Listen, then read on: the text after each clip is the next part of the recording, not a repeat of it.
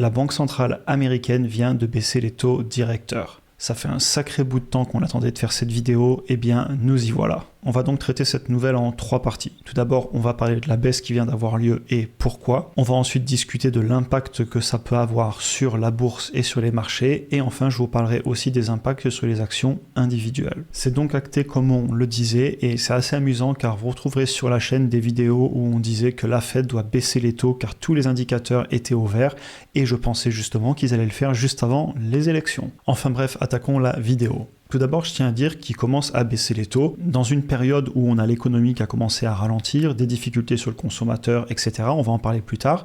Cependant, ils ne sont pas en train de le faire en grande panique avec une récession qui aurait commencé ou l'économie qui serait vraiment en train de s'écrouler ou alors un événement comme des banques qui seraient en train de faire faillite. Et ça, on va le voir plus tard, mais c'est très très positif à mon avis pour la bourse et pour le long terme. Alors, je démarrais la vidéo en étant un petit peu sarcastique sur le fait qu'on savait qu'ils allaient baisser les taux. Évidemment, tout d'abord, l'inflation, c'était déjà plus un problème depuis plusieurs mois. La preuve étant, les marchés anticipaient que l'inflation allait bien revenir au niveau des 2%, et ça, le marché en est convaincu depuis début 2023. Donc vous voyez tout le temps qui est passé et le temps de réaction qu'on a pu avoir.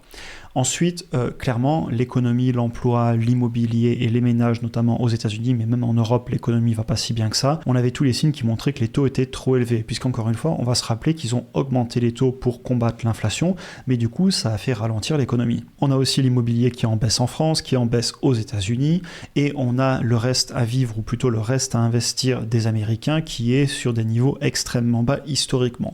Donc beaucoup de difficultés dans l'économie, malgré ça, ça tient. On n'a pas encore eu par exemple de licenciements massifs aux États-Unis. Cependant, il n'y a aucune raison de garder les taux élevés puisque l'inflation est réglée et on commence à avoir des signes avant-coureurs négatifs. Et je vais aller un peu plus loin que ça, et ça d'ailleurs c'est mes commentaires et ça me permet aussi de vous rappeler que je donne jamais de conseils, je partage juste mon avis aussi bien sur les actions, etc. Et au final, chacun fera ce qu'il veut, c'est son propre argent. Mais dans ces commentaires qui n'engagent que moi, déjà je vais dire qu'ils n'avaient pas le choix à mon avis. Entre la dette des entreprises, la dette des États, le fait qu'on a beaucoup moins d'inflation, on commence même d'ailleurs à avoir de la déflation. Et aussi tout simplement le fait qu'il y a un moment, les États qui ont pour la plupart des budgets en négatif vont devoir faire rouler leurs dettes et emprunter. Clairement pour moi, il faut baisser les taux et ils vont devoir réimprimer de l'argent. Ce qui fait que nous, de notre côté, on doit utiliser ces informations pour protéger son patrimoine et le faire grossir en l'investissant. Maintenant, les impacts en bourse. Soyons clairs, la hausse des taux a fait très mal aux entreprises, à l'immobilier aussi, et au final tout ça pour faire baisser l'inflation qui avait été provoquée par des actions inédites sur l'impression monétaire notamment, tout le monde se rappellera de ce qui s'est passé en 2020 et 2021, et des décisions tardives sur lesquelles on ne reviendra pas dans cette vidéo, mais on en avait déjà parlé à l'époque. Ça sert à rien de remuer le couteau dans la plaie, et puis on n'est pas là pour faire de la polémique. Par contre, ce qui est cool, c'est qu'avec YouTube, on enregistre le parcours, le passé, et on se rappelle de ce qui s'est passé, ce qui permet aussi de gagner en expérience et de devenir meilleur dans le temps. Maintenant, j'ai vu des questions passer sur « Ok, on va peut-être baisser les taux, est-ce que la bourse va monter, est-ce que la bourse va baisser, etc. » On n'en sait rien, je le dirai jamais assez.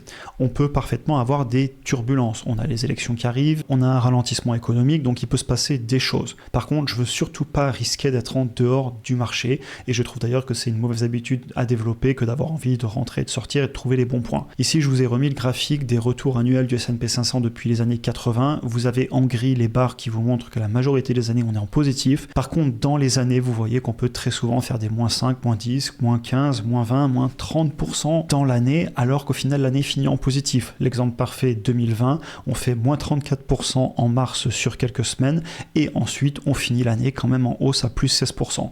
Donc oui, ça peut être volatile, mais c'est normal. Comme on le disait, il y a les élections, les marchés aussi peuvent jouer avec nos émotions sur le court terme et ne pas refléter la réalité. Je voulais vous montrer ici le graphique sur quelques mois où on a eu beaucoup de panique, on l'a vu et on l'a ressenti émotionnellement.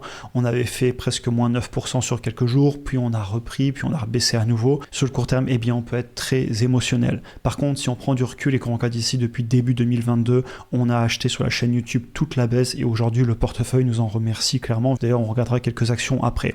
Et si je prends depuis mes débuts en bourse, eh bien là, il n'y a pas photo. J'ai eu raison d'investir, j'ai eu raison de ne pas vendre et encore une fois, mon portefeuille m'en remercie. Maintenant, pour revenir au taux, pour moi, le plus important, c'est l'impact très positif sur les business. Et ça nous amène à la troisième partie de cette vidéo, les entreprises individuelles. Parce que oui, les entreprises peuvent souffrir de la hausse des taux ou encore de la baisse du pouvoir d'achat du consommateur. Ici, je vous ai mis 3 titres où c'est flagrant. Vous avez tout d'abord Enphase, qui est une entreprise qui vend des produits pour les installations solaires, notamment chez les particuliers, et c'est souvent des installations qui se font à crédit, puisque c'est des installations qui peuvent coûter largement plus de 10 000 $ par exemple aux États-Unis. L'entreprise a eu des difficultés clairement en bourse et sur le chiffre d'affaires, celui-ci a clairement souffert. Pareil, Tesla, la croissance du chiffre d'affaires a ralenti et de façon plus générale, l'exemple de tout le secteur automobile. Tesla a continué à avoir de la croissance, ce qui est assez incroyable, sachant qu'il y a beaucoup de constructeurs qui ont leur chiffre d'affaires et leurs ventes qui sont en baisse flagrante. Tout le secteur de l'automobile qui est très cyclique souffre en ce moment. Et de la même façon, vous avez Apple qui a vu son chiffre d'affaires souffrir énormément, puisqu'effectivement, quand le consommateur a moins d'argent à la fin du mois, aller acheter un téléphone à plus de 1 000 €, c'est pas forcément la priorité. Il n'empêche que je veux vous montrer que sur le long terme, eh bien, les petites fluctuations ont peu d'importance. Je prends ma position sur Enphase, eh bien, malgré toute la baisse, je suis à la hausse parce que j'ai acheté la baisse et plus ça baissait, plus j'ai pu me permettre d'avoir un prix de revient unitaire très bas puisque j'ai acheté la baisse et aujourd'hui je suis en positif dessus avec une belle position finie. Vous prenez Tesla, pareil, j'avais acheté quand c'était la panique autour des 160-170 $, quand il y avait beaucoup de peur sur l'entreprise dans les médias, et bien aujourd'hui je suis à un petit peu plus de 30% de gain dessus pour presque 8 000 $ de gain latent.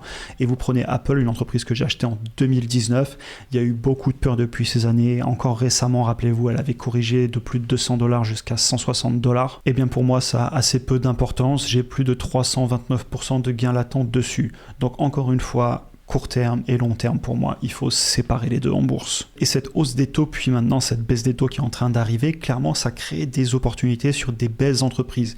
Évidemment par contre, il ne faut pas acheter n'importe quelle entreprise. Toutes les entreprises ne vont pas en profiter, il faut faire ces analyses. Et d'ailleurs en parlant d'investissement sur les actions individuelles et d'analyse, comme d'habitude je suis mon seul sponsor et ainsi pour ceux qui souhaitent aller plus loin et être accompagnés dans leur apprentissage, vous avez le premier lien en description pour découvrir le programme qui contient tout ce que j'aurais aimé savoir à mes débuts, avec notamment en colonne vertébrale la formation vidéo, mais j'ai souhaité aller beaucoup plus loin et j'ai rajouté notamment les appels individuels pour me poser vos questions sur plusieurs mois afin que vous ne soyez pas seul face à une énième formation vidéo. Vous avez aussi accès à mon portefeuille bourse et crypto, mes achats et mes ventes d'actions et je fais aussi des vidéos exclusives. Dernière vidéo en date, une session de travail ensemble sur tout ce qui est l'analyse quantitative sur LVMH, ce qui me permet moi en amont de faire mes recherches et un petit peu plus tard, une vidéo arrivera sur YouTube avec mes recherches complètes. Si tu es intéressé par le programme, premier lien en description pour réserver un appel avec moi-même afin de tout te présenter, de répondre à tes questions. Retour sur la vidéo. Donc comme je vous l'ai expliqué, les actions reviennent à leurs fondamentaux dans le temps. Par contre, on peut en profiter sur le court terme, notamment s'il y a des peurs sur les marchés. Et les exemples que je vous ai mis juste au-dessus sont très pertinents d'après mon analyse et c'est pour ça que je me suis mis à les acheter. Et je continue donc à appliquer ma stratégie qui m'a clairement servi depuis 5 ans et je continue à analyser les entreprises et à les acheter ainsi que des ETF et j'ai une combinaison des deux pour créer mon portefeuille en bourse. Je voulais garder cette vidéo assez concise, donc on va arriver aux conclusions. Cette baisse des taux, elle est logique et attendue à mon avis. La Fed n'avait de toute façon pas le choix, à mon avis, entre la dette sur les entreprises et les États, le fait que l'inflation soit clairement revenue sur des niveaux acceptables, le risque aussi même de déflation qu'on commence à voir, et ça j'en ai déjà parlé et je pense qu'on va en parler plus dans le futur. Cette vidéo YouTube permettra de revenir et voir si on avait raison ou tort. Et ils vont devoir en tout cas aussi pour moi imprimer de l'argent, c'est clair, puisque les États sont en déficit, donc il faut baisser les taux pour faire rouler la dette et en plus on a besoin de financer toutes les dépenses. Je dis pas que c'est une bonne chose mais c'est un constat. Donc je continue à suivre évidemment l'économie car ça impacte les entreprises individuelles que j'ai en portefeuille. La baisse des taux commence mais elle n'est pas finie à mon avis, surtout avec ce que je vois sur l'inflation en ce moment. Au final, en conclusion, je suis très positif sur la bourse dans son ensemble si on regarde assez loin pour mon portefeuille sur le long terme et on va continuer évidemment à en parler sur YouTube. Et ici j'ai remis la performance du S&P 500 depuis mes débuts, sachant que je fais du DCA sur des ETF et j'achète aussi les actions individuelles et clairement je vais continuer et je suis en train de me prouver à moi-même depuis plusieurs années que la stratégie me convient, qu'elle me permet de dormir sur mes deux oreilles et aujourd'hui je vais laisser le portefeuille continuer à faire ce qu'il a à faire. J'espère que la vidéo vous aura intéressé. De façon générale, si vous voulez parler bourse ou si vous avez des questions, rendez-vous soit en appel privé, soit en message sur Instagram ou bien dans les commentaires aussi sous cette vidéo. Je réponds autant que possible. Je vous souhaite une excellente journée et à très bientôt pour un prochain épisode.